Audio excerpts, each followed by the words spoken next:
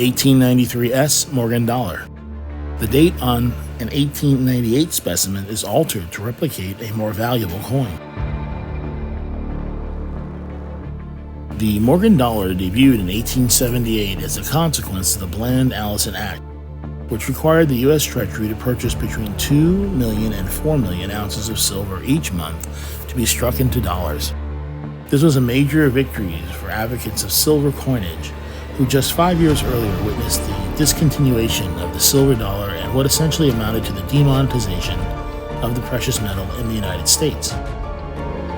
The Bland-Allison Act was replaced in 1890 by the Sherman Silver Purchase Act, which increased the required Treasury purchases to 4.5 million ounces of silver per month. 3 years later, however, a serious economic depression struck the country. Congress, at the behest of President Grover Cleveland, repealed the Sherman Silver Purchase Act in an effort to ensure the stability of the nation's gold supply. Following the Act's repeal, the number of Morgan dollars struck in 1893 was dramatically less than in prior years. The lowest mintage was recorded by San Francisco Mint, which struck a mere 100,000 silver dollars, a record low for the series. As such, 1893 specimens are quite rare relative to other Morgan dollars, and collectors must pay a significant amount to acquire examples. Not surprisingly, forgers have long targeted the 1893 Morgan dollar, striking counterfeits and modifying genuine specimens by altering dates and occasionally adding mint marks.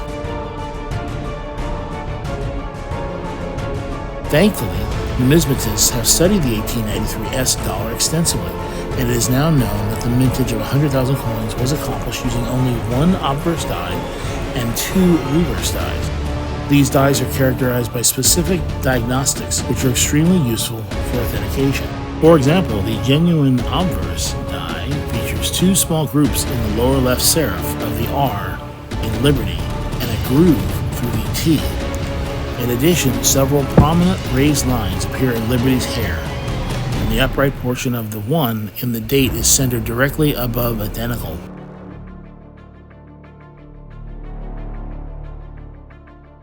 Authentication of heavily worn specimens can be more challenging because all these diagnostics might not be visible. The counterfeit shown here appears to be heavily circulated, and the standard die markers are not visible. More important, the 1 is not directly above identical.